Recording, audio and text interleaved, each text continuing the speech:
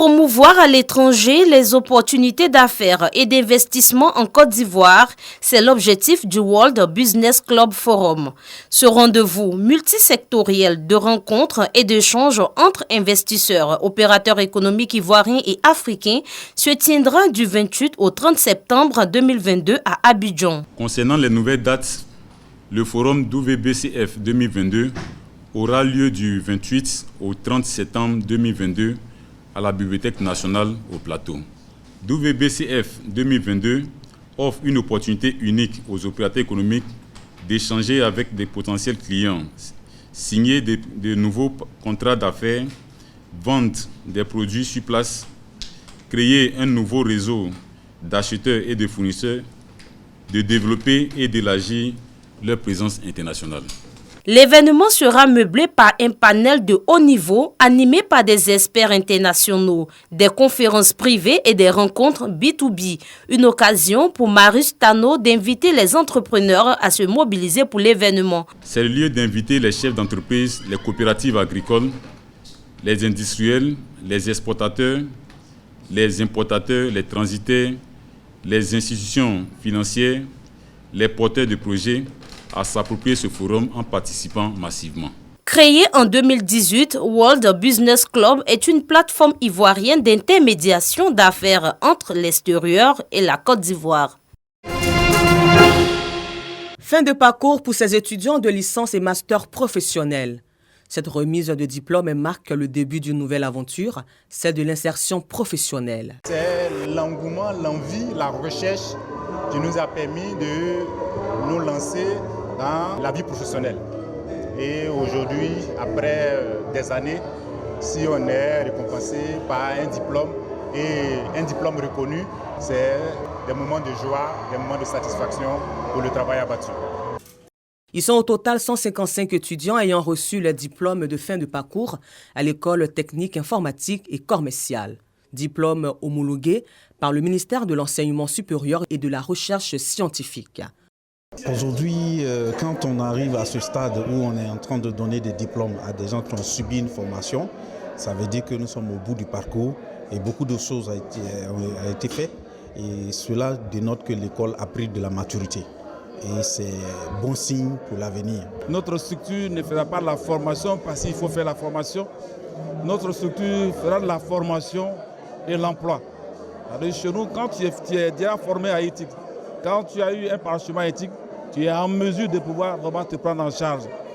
Donc pour nous, l'étudiant éthique, c'est le travailleur de demain. Maferima Bamba Mbaya, directrice générale adjointe des impôts, marraine de la première édition, exhorte ses filleuls à l'abnégation au travail, à la rigueur et à l'excellence. Chers nouveaux diplômés de groupe éthique, je tiens une fois à vous féliciter tout en vous souhaitant le meilleur pour demain afin que vous puissiez réaliser avec succès les projets aussi bien professionnels que personnels dont vous rêvez et pour lesquels l'école vous a si bien préparé. Encore une fois, chers filles, bravo, bravo aux heureux diplômés. Pour encourager les diplômés et créer une saine émulation, une enveloppe et des présents ont été offerts aux majors des diplômés.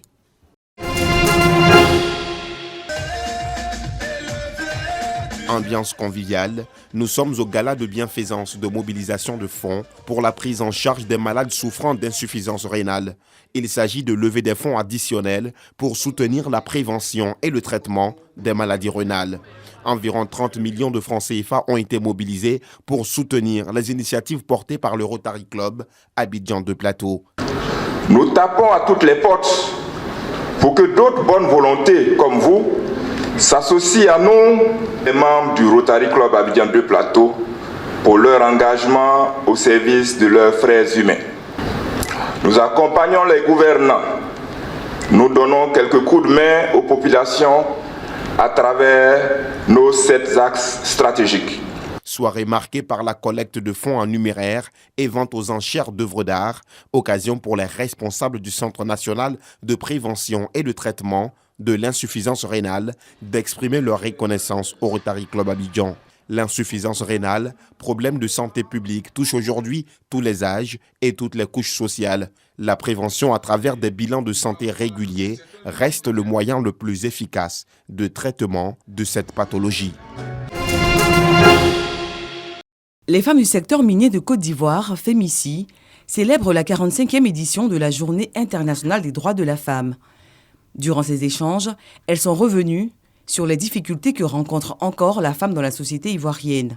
Le 8 mars, c'est une journée très importante parce qu'elle marque même ce jour de la lutte des femmes pour leurs droits. Ce qu'il faut retenir du féminisme aujourd'hui, c'est tous les aspects positifs de cela, donc les droits qu'ont les femmes à l'éducation, au même poste que des métiers dits d'hommes, et de continuer cette sensibilisation-là, cette mobilisation-là des femmes dans ces mouvements, dans ces groupes, dans ces associations pour retenir le meilleur en fait et encourager toutes nos mamans, toutes nos sœurs, toutes nos amies à adhérer au mouvement qui n'est pas une opposition aux hommes, mais tout simplement pour avoir les mêmes droits. Cette rencontre des femmes du secteur minier a été également meublée par des cours de fitness et d'aquagym. Tous nos droits seront effectivement respectés. Réfléchir sur les avancées faites sur les droits de la femme, c'est tout le sens de cette conférence organisée par l'ONG Perspective à l'occasion de la Journée internationale de la femme. Tout ce qui touche au bien-être des femmes, à l'autonomisation des femmes, à l'évolution professionnelle et sociale des femmes me touche particulièrement. Nous militons aussi pour que les femmes, la représentativité des femmes au sein de nos institutions soit effective et que cela augmente pour encourager nos jeunes sœurs. Engagée aux côtés des femmes depuis sa création, l'ONG Perspective a pour objectif principal d'œuvrer au bien-être socio-économique des populations ivoiriennes. Nous avons voulu leur donner des expériences d'autres femmes qui ont réussi dans la vie et pour qu'elles puissent s'en inspirer et savoir que l'équilibre est possible entre la vie active et la vie de foyer. J'ai été veuve très jeune. J'arrive à m'occuper de mes enfants avec le petit commerce que j'exerce. Ce que j'ai entendu là, ça m'a déjà donné des idées. Et je vais mettre ces idées en pratique. L'ONG Perspective est une organisation apolitique à but non lucratif composée d'hommes et de femmes issus de différentes couches sociales, de différentes régions et exerçant dans divers secteurs d'activité. Vu de loin, tout va bien. Mais vu de près, l'île de Gorée, ça ressemble à ça. Des kilos et des kilos de déchets plastiques jonchent des rivages de ce rocher d'une vingtaine d'hectares au large de Dakar. Un spectacle qui désole le responsable de l'assainissement de l'île. Des fois, il n'y a que plus de 700 ou 1000 personnes par jour, visiteurs. Parfois, l'île reçoit plus de 700 personnes, voire 1000 visiteurs par jour. Ils amènent énormément de déchets plastiques et ils les laissent ici, sur les lieux. On nettoie tous les jours et tous les 2 jours, on transfère à peu près 700 à 800 kilos de déchets vers Dakar. L'île, symbole de la traite atlantique des esclaves inscrite au patrimoine mondial de l'UNESCO, paye cher son attractivité touristique. Les 2 tiers des déchets qui sont collectés proviennent des visiteurs.